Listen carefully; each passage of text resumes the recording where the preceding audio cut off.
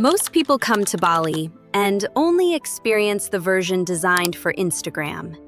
The beach clubs, the expensive cafes, the perfect sunset photos. But the real South Bali, it's different.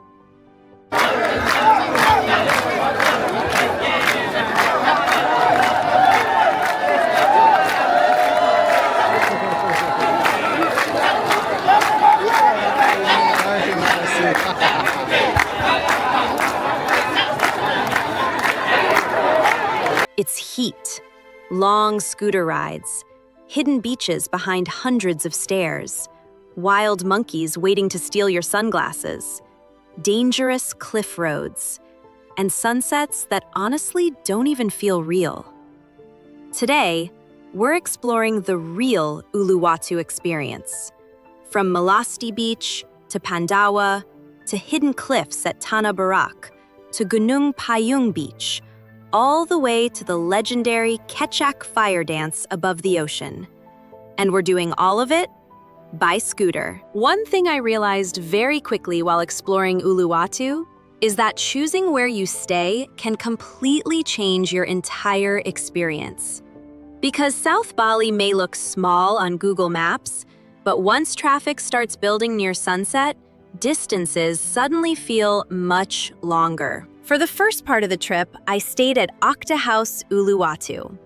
This area was actually very strategic for exploring the eastern side of Uluwatu. Places like Melasti Beach, Pandawa Beach, Tanah Barak, and Gunung Payung were all relatively close from here. But to be completely honest, during my stay, the property was still under renovation, so the atmosphere wasn't fully finished yet. You could still hear construction activity in some areas, and parts of the building were still being improved. From here, I started my trip around 4 p.m., heading toward Melasti Beach. And because this accommodation is located near the Kutu and Pandawa area, the journey was actually pretty manageable. Our first destination was Melasti Beach. And honestly, the road leading there already feels like a tourist attraction itself. Massive limestone cliffs rise on both sides of the road, creating one of the most cinematic entrances anywhere in Bali. The entrance fee for international tourists is usually around 15,000 rupiah per person, with scooter parking around 2,000 to 5,000 rupiah. And compared to many hidden beaches in Bali, access here is incredibly easy. Smooth roads, large parking areas, and you can ride almost all the way down near the beach. Once you finally arrive, you immediately understand why this place became so popular. White sand, turquoise water, giant cliffs surrounding the coastline. Compared to beaches like Dreamland, the waves here are usually calmer, making Melasti more comfortable for casual swimming and relaxing. You can swim here, relax at nearby beach clubs, fly drones, take cinematic photos, or simply sit near the shoreline and watch the sunset hit the cliffs. But here's something many people don't tell you. Melasti becomes extremely hot during midday. The cliffs reflect sunlight back onto the beach, making the heat feel much stronger than expected. So if you want the best experience, come early in the morning or return later during sunset.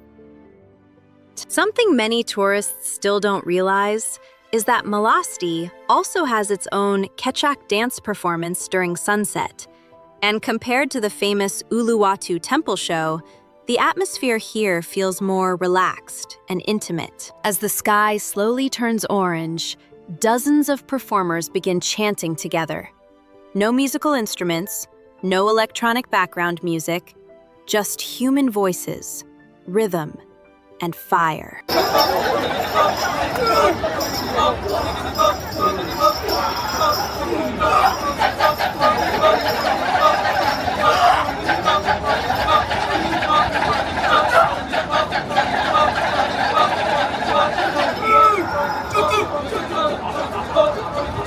Thank you so much for coming to the Melasti Beach.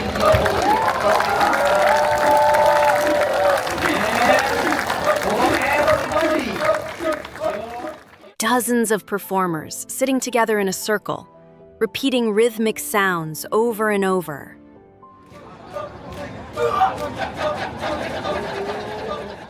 Echoing together while the sky slowly changes color behind them. And honestly, what makes watching Kecak at Melasti feel unique is the atmosphere surrounding the beach itself.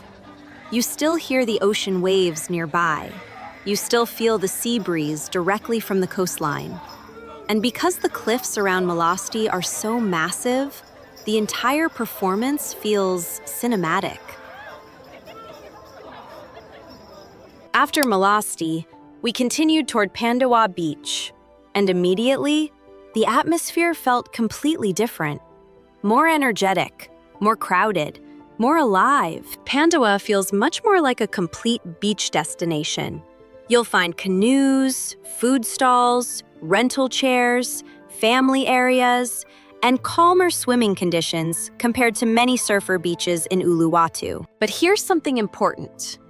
This area has a lot of wild monkeys, and some of them can be surprisingly aggressive, especially if they see snacks, plastic bags, or shiny objects hanging from your scooter. Not far from Pandawa Beach, we arrived at one of the most viral roads in Bali right now, Tanah Barak. Massive cliffs tower on both sides, creating a narrow, canyon-like road leading toward the ocean. There's also a shuttle service available here, with round-trip prices around 30,000 rupiah per person. But honestly, if you're already exploring Pandawa, walking to Tanah Barak is completely possible because the distance isn't too far. This is honestly one of the best drone locations in South Bali, especially during golden hour when the sunlight hits the limestone textures. But stay careful here. Tourists constantly stop in the middle of the road for photos and drone shots. And yes, there are monkeys here too.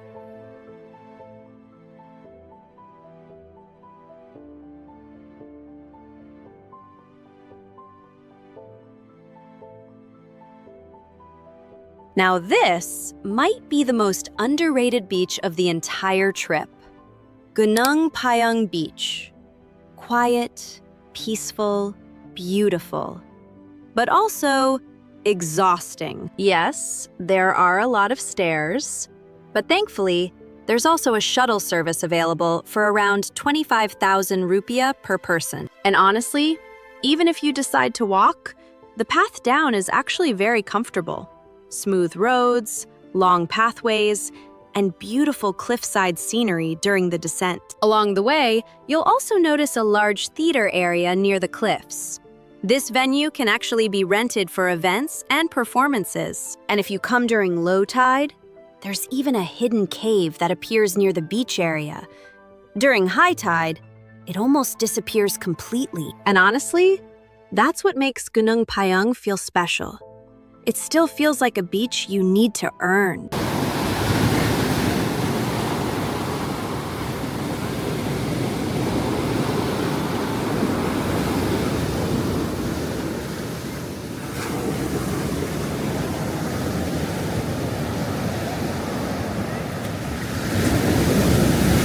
For the second part of the journey, I moved closer to central Uluwatu and stayed at Tatva Uluwatu Surf and Yoga Retreat.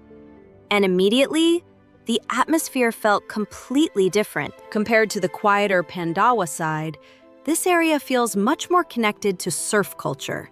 More cafes, more backpackers, more surfers riding scooters between beaches. From Tatva, reaching Uluwatu Temple, or Pura Luhur Uluwatu, only takes around 10 to 15 minutes, depending on sunset traffic.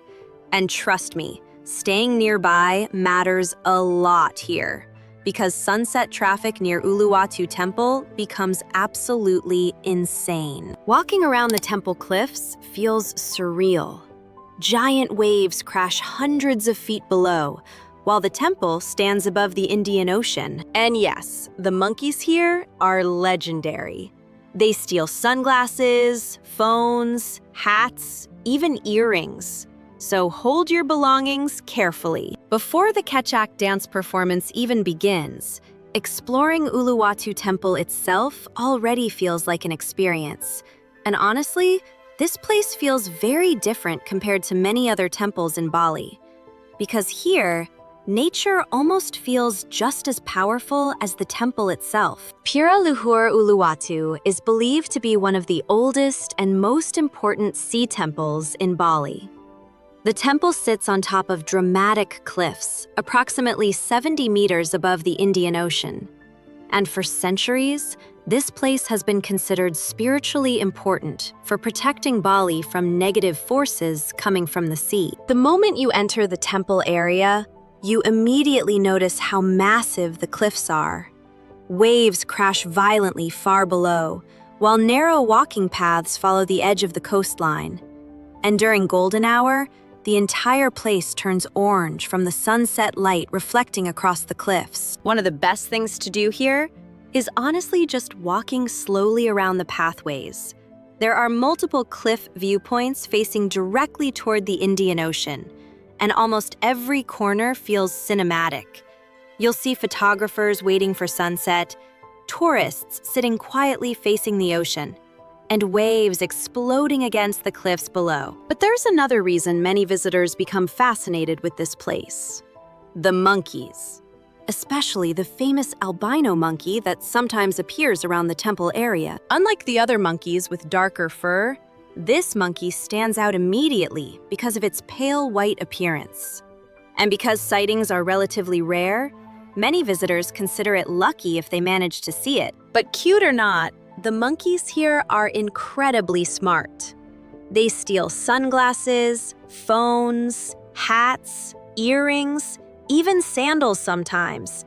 And what's even crazier, they actually know how to trade stolen items for food from local staff. And honestly, that combination of wild monkeys, ancient temple structures, massive cliffs, and endless ocean views is exactly what makes Uluwatu feel unforgettable. Because this place doesn't just feel beautiful, it feels alive. And then, as the sun slowly begins disappearing behind the horizon, people start gathering near the amphitheater. Because sunset at Uluwatu means only one thing: the Kecak fire dance is about to begin. And then finally, the moment almost everyone waits for when visiting Uluwatu: the legendary Kecak fire dance.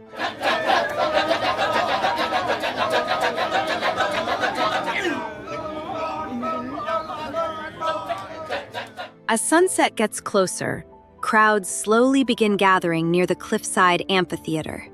And honestly, this place feels unreal. The stage sits directly beside the edge of massive cliffs facing the Indian Ocean. Waves crash far below, while the sky slowly changes from blue to orange to deep gold. And before the performance even begins, the atmosphere already feels magical. Hundreds of people quietly waiting for sunset, cameras slowly lowering, the ocean wind getting stronger. And then suddenly, the chanting begins. Around 70 men sit together in a massive circle, continuously chanting rhythmic sounds throughout the performance.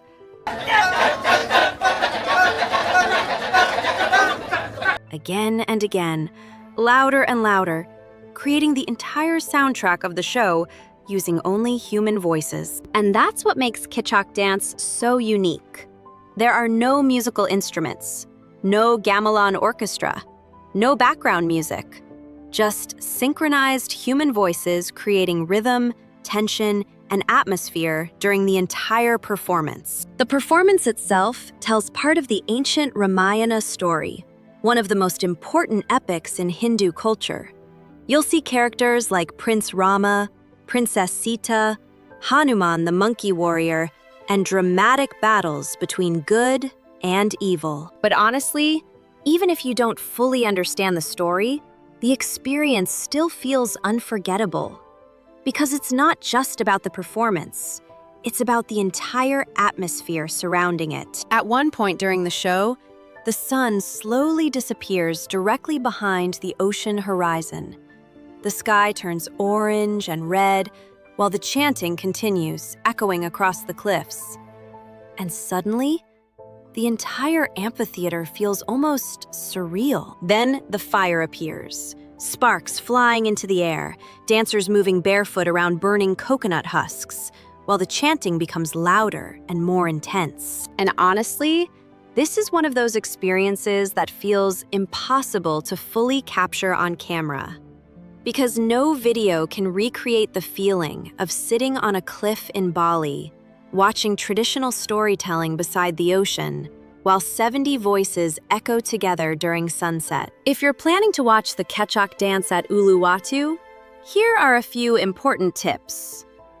Arrive at least 1 hour early if you want better seats, especially during peak season.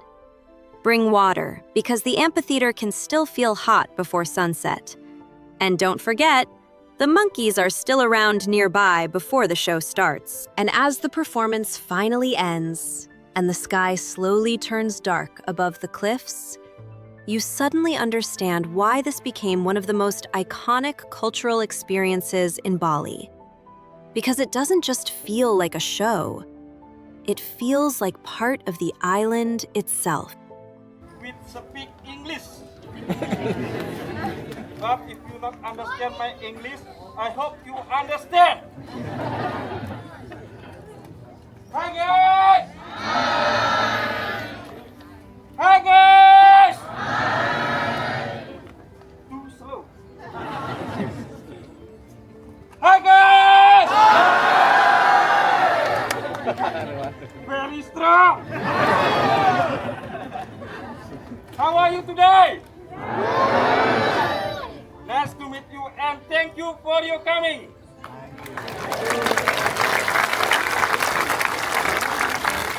Okay, so my name is Delem. Okay, my name is Delem, yeah.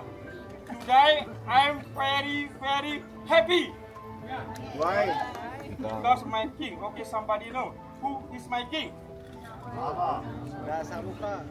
Who is my king? Rahwana. Yes, Rahwana. Okay, my king is Mr. Prabu Rahwana. Mr. Prabu Rahwana will get married again with Sita.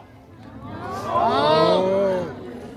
Sita is very beautiful. Yes. Okay, and then making Mr. Prabu Rahwana very handsome. No. Yes. Okay, up to you. Okay, my king of many friends. Come to Alenka. I will say hello. Okay, the first thank you for coming. Somebody from Japan. Hello, Japan. From Japan. Yay! Hello, Japan. Mata nih. Arigato! Okay, thank you for coming. Somebody from Indonesia. Okay, my brother from India. Hello, India. From Tatva, getting to Balangan Beach usually takes around 20 to 30 minutes, depending on traffic. And honestly, Balangan feels completely different from beaches like Melasti or Pandawa.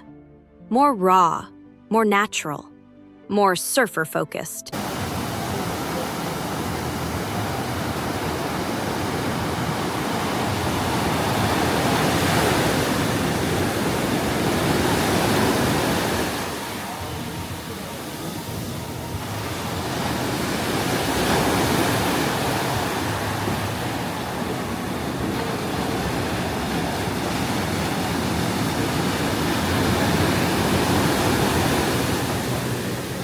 One of the best things about Balangan Beach is that it's incredibly beginner-friendly for people who want to try surfing for the first time.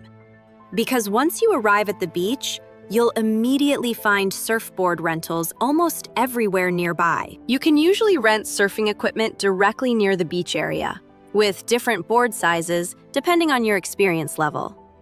And if you've never surfed before, this place is actually very convenient because there are also local surfing instructors available. Many visitors come here specifically to take beginner surf lessons. And honestly, learning directly beside one of Bali's most beautiful coastlines feels like a completely different experience compared to indoor training or artificial wave parks. The beach usually works best for beginner to intermediate surfers, depending on wave conditions. But very important, ocean conditions in Bali can change quickly.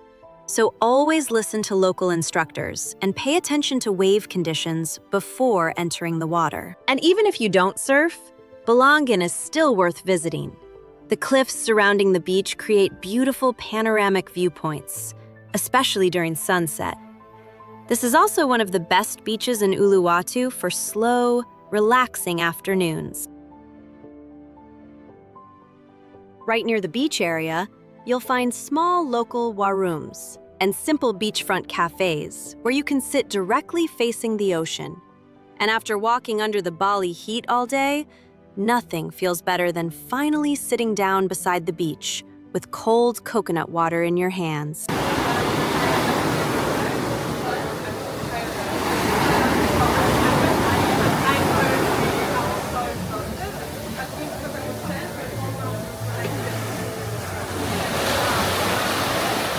You can order simple local foods like nasi goreng, mee goreng, grilled seafood, snacks, and fresh young coconut drinks while watching surfers ride the waves nearby.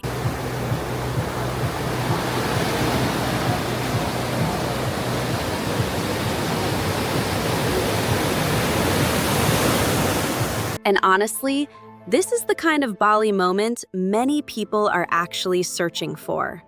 No luxury beach club, no loud music, just ocean wind, warm sunset light, the sound of waves, and simple local food beside the beach.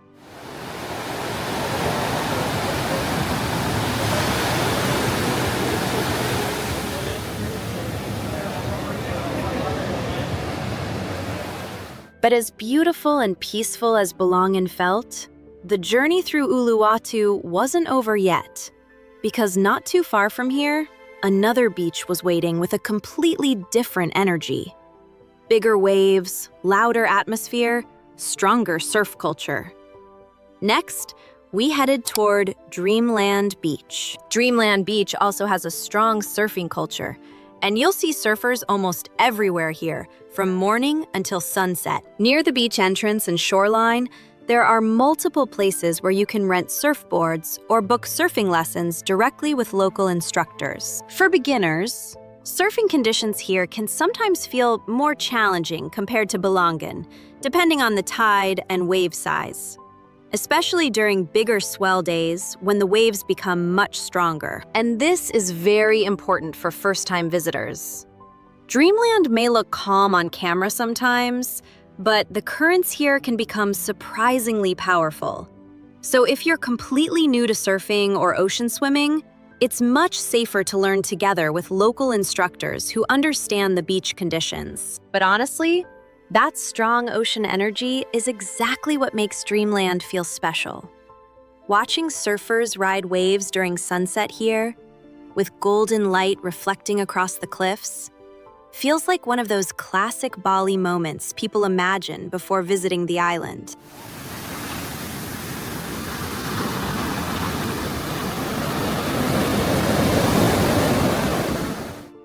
After exploring some of the larger beaches around Uluwatu, we continued toward one of the most famous hidden beaches in South Bali, Padang Padang Beach. This place feels completely different from the moment you arrive.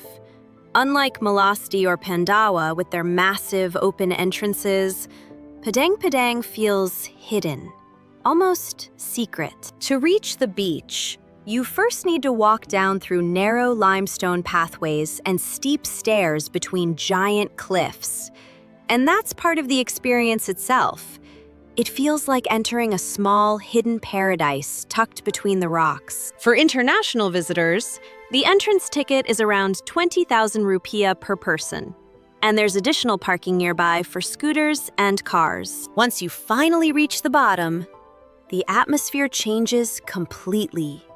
Soft white sand, clear blue water, massive cliffs surrounding the beach from both sides. Compared to many beaches in Bali, Padang Padang feels much more compact and intimate. This beach is also very popular among surfers. Uluwatu itself is known worldwide for surfing culture, and Padang Padang becomes one of the favorite spots during good wave conditions. You'll often see surfers waiting beyond the shoreline for clean waves rolling into the bay. Meanwhile, the calmer shoreline area closer to the sand becomes a comfortable spot for swimming, relaxing, or simply enjoying the scenery. Because Padang Padang became internationally famous after appearing in the movie Eat, Pray, Love, this beach can become very crowded during peak hours, especially around midday and sunset. If you want a quieter atmosphere, coming earlier in the morning is usually the better option. The lighting feels softer, the temperature is cooler, and the beach feels much calmer before larger crowds arrive. Near the beach entrance, you'll also find small warungs, snack stalls, coconut drinks, toilets, and simple shower facilities for visitors. What makes Padang Padang memorable isn't only the beach itself, but the feeling of discovering a hidden coastline behind giant cliffs in the middle of Uluwatu.